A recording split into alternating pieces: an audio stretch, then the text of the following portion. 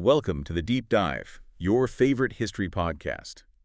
Today, we're stepping back from, the big battles and treaties. We're looking inside the American Revolution, asking that really fundamental question: who were the people actually involved, and why did they end up fighting each other? Because this wasn't just a straightforward war against Britain. It was, in many ways, a civil war tearing the colonies apart. That's exactly right.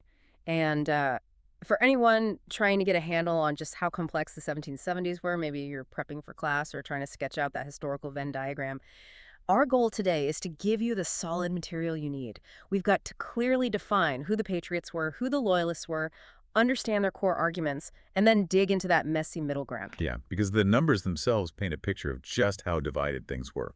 It wasn't everyone united against the king. Our sources suggest, only about 40 to 45% of colonists were actively patriots pushing for independence. Exactly. And just as importantly, somewhere between 20 and 30% were loyalists. These folks actively opposed independence. They wanted to stay loyal to King George III.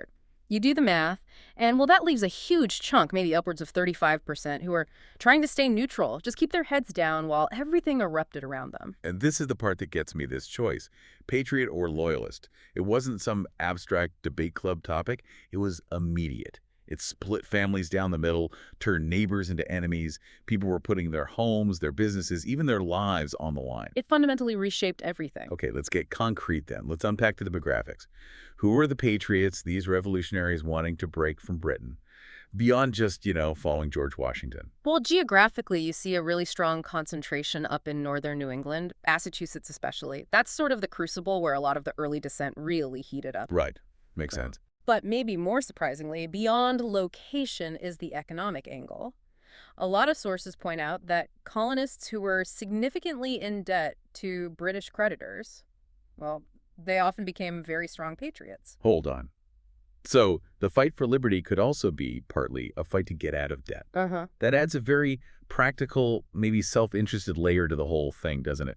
Mixed right in with the ideals. It was definitely a powerful incentive for some. I mean, picture yourself as a farmer or maybe a merchant just drowning in debt owed to someone far across the ocean in England. The thinking went, if the colonies win this thing, maybe those debts just disappear or become impossible to collect. Okay. So yeah, for some people, the revolution was maybe less about no taxation without representation and more about hitting the financial reset button, which, contrasts a bit with the big ideological figures. Remember Thomas Jefferson, Thomas Paine, Paul Revere, who were really framing that philosophical argument for rights. And Paine, with common sense, was just huge in getting that message out to everyone, wasn't he? Giving people that sort of ideological framework for what might have also been a very practical fight for them. All right, let's pivot. Let's talk about the Loyalists. That other big chunk, 20 to 30%, who opposed independence. Who were they? What tied them so strongly to the king? Generally speaking, they represented the sort of established order, people who felt they had the most to lose if things got turned upside down. You see certain groups pop up again and again as loyalists. Wealthy landowners, Anglican clergymen were a big one, and really anyone whose business or political position depended heavily on those ties to Britain. Okay, landowners, merchants, that makes sense.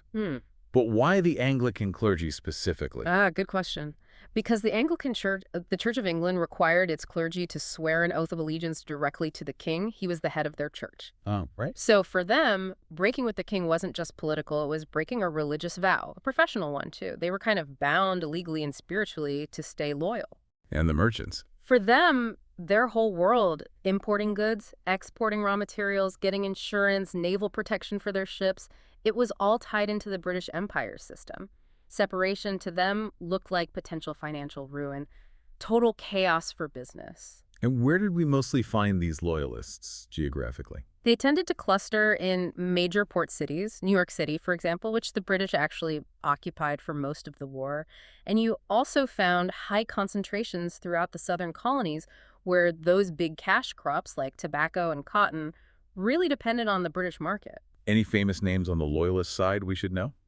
Besides King George, obviously. Sure. You have military leaders like General Charles Cornwallis, who led British forces, but also influential thinkers within the colonies. Jonathan Boucher is an interesting one. He was actually a close friend of George Washington's, believe it or not. Really? Yeah. But despite that friendship, Boucher remained absolutely firm in supporting the king's authority and argued against rebellion. Wow. The fact that Washington's own friends were on the opposite side, that really does hammer home how personal and divisive this got. Absolutely. And one more crucial point, the Loyalist side wasn't just white colonists. There were important alliances with indigenous groups. The Mohawk leader, Joseph Brant, or Thayendanegea is a key example. He sided with the British and led forces against the Patriots. Why did they choose the British side?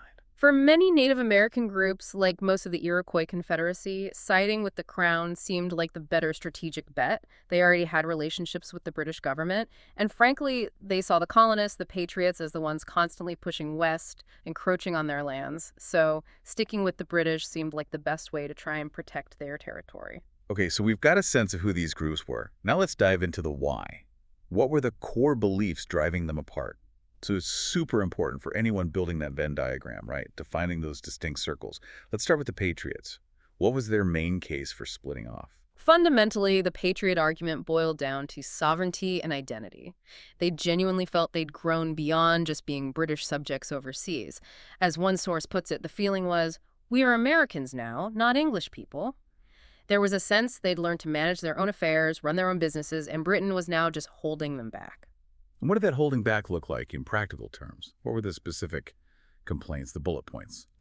Well, the big ones you always hear about were definitely central. They believed the British government king and parliament was systematically trampling on their rights as citizens. So you have, number one, taxing them without their consent. Think Stamp Act, Townshend Acts, that whole no taxation without representation cry. Right. Then there was the forced quartering of British soldiers in colonists' homes, huge intrusion, and denying them certain trial rights, like the right to a trial by a jury of their peers in some cases. The core message was, we feel like the government is determined to deprive us of the right to which we were born. It was about perceived tyranny. And that political argument fed directly into an economic one, didn't it? They were pretty vocal about feeling exploited. Oh, absolutely. They didn't just see Britain as politically oppressive, but also as kind of an economic parasite. The big economic dream for patriots was free trade. They were utterly convinced they'd be much better off without England controlling our trade. They wanted to trade with whoever they wanted. Exactly. Not be forced to buy expensive finished goods only from England and sell their raw materials only to England.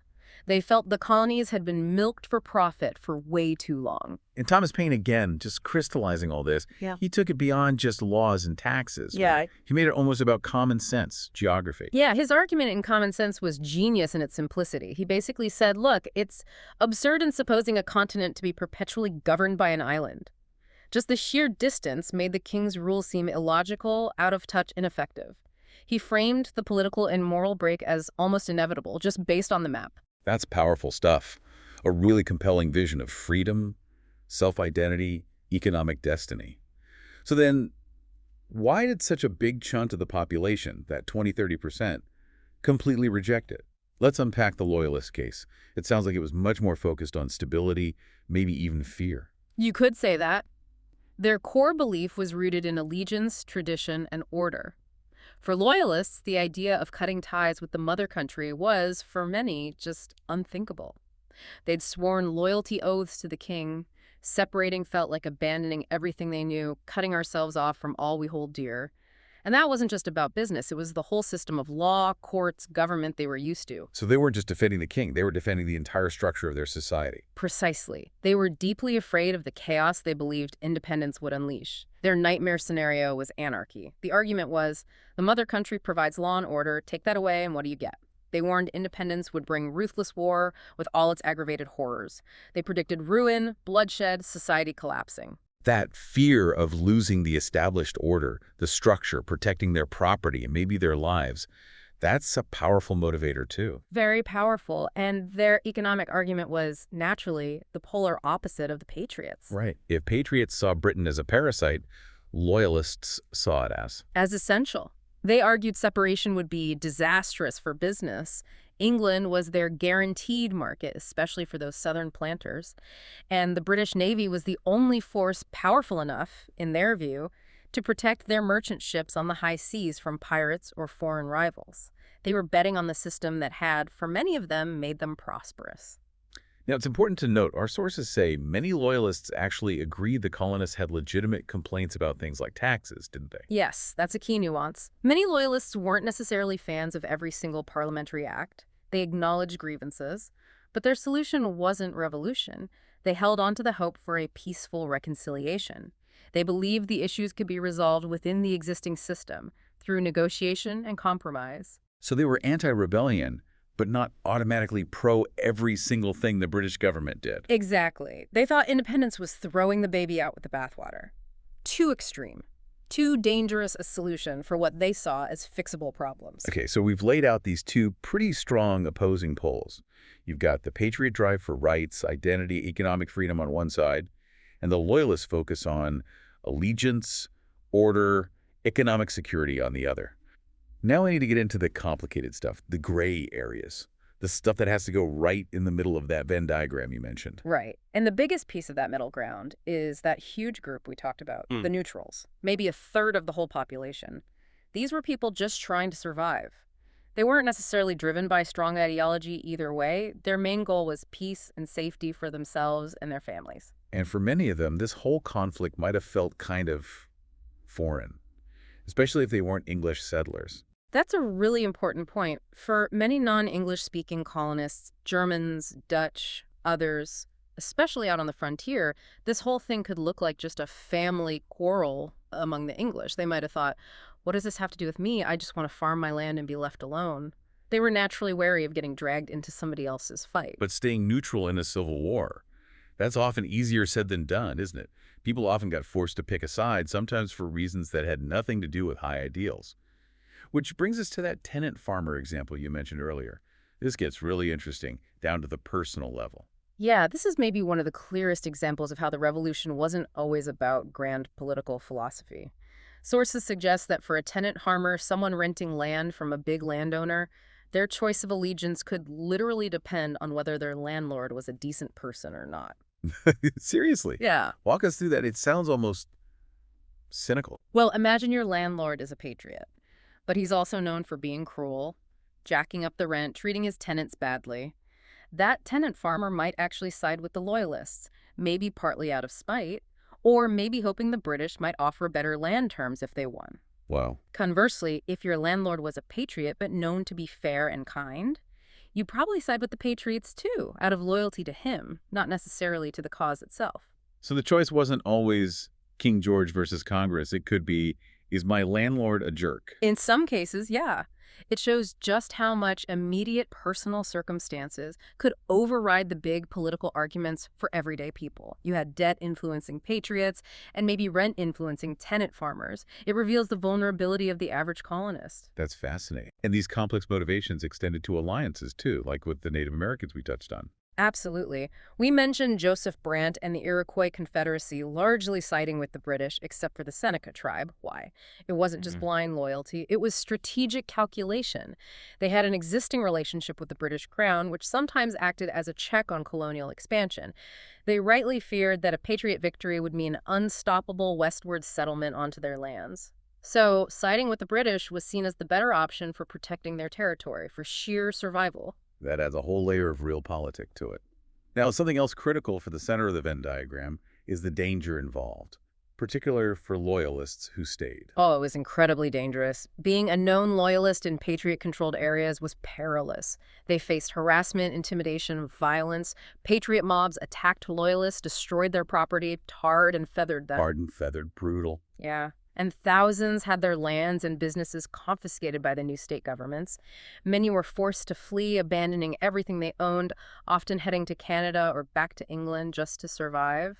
So this wasn't just a war of ideas. It had incredibly harsh, real-world consequences for those on the losing side locally. Definitely. And all this conflict, this division, might have played out differently if one key moment in 1775 had gone another way. You mean the last attempt at compromise? Exactly. The failure of that compromise attempt is crucial for understanding why the middle ground eventually shrank. In 1775, before the Declaration of Independence, the Continental Congress was still trying to find a way back. They sent King George III what's known as the Olive Branch Petition. It was basically a final plea asking the king to step in, address their grievances, and restore harmony. It was offering the peaceful reconciliation that many loyalists were hoping for. A literal olive branch. And the king's response? He wouldn't even read it. Ah. Instead, he issued a proclamation declaring the colonies were in open rebellion, full stop. That single act basically slammed the door shut on compromise. It destroyed the main argument loyalists had that peace was still possible within the empire. So the king himself's kind of pushed the undecideds off the fence. You could argue that. By refusing dialogue, he made the Patriot case for independence look like the only remaining option for many colonists who had been hoping for the king's intervention. It was a huge political misstep that galvanized the Patriot cause and really undercut the Loyalist position. #outro. Okay, so let's bring this all together. For you, the listener, maybe sketching out that Venn diagram for class, remember the basic structure we've discussed. You need those two big, distinct circles. One for the Patriots, driven by ideas of identity, natural rights, and wanting economic freedom from what they saw as an unfair system. And the other circle for the Loyalists, grounded in allegiance to the crown, the deep desire for social order and stability, and the fear of economic collapse and chaos if they broke away. Exactly. But the really crucial part for making that diagram insightful is the overlap in the center. That's where the messiness and the human complexity truly live. You need to show those motivations that went beyond pure ideology. Things like the failed Olive Branch Petition, that breakdown of compromise, and the powerful role of self-interest. Think Native American alliances based on protecting land, or tenant farmers choosing sides based on their landlord. Right. And don't forget that large group of neutrals just caught in the middle, trying to stay out of it. Absolutely. That center shows the revolution wasn't simple. It was this tangled mix of high ideals, practical business decisions, personal loyalties, fear, and ultimately raw survival. It really brings us back to those warnings the Loyalists issued, doesn't it? They predicted disaster, war, maybe needing foreign help to even have a chance. And they weren't entirely wrong, were they? The war was devastating, and French help was ultimately essential for the Patriot victory. Loyalists faced brutal consequences attacks, losing their homes, becoming refugees. So here's the final thought to maybe chew on. Knowing the immense cost, the violence, the fact that victory wasn't guaranteed, does that change how we think about what a rational choice looked like for an ordinary colonist back in, say, 1775? Which side, looking purely at self-interest, safety, and the known risks before the outcome was clear, actually offered the more logical path forward? Thinking about that calculation made under the shadow of potential ruin, well, that's digging deep into this history.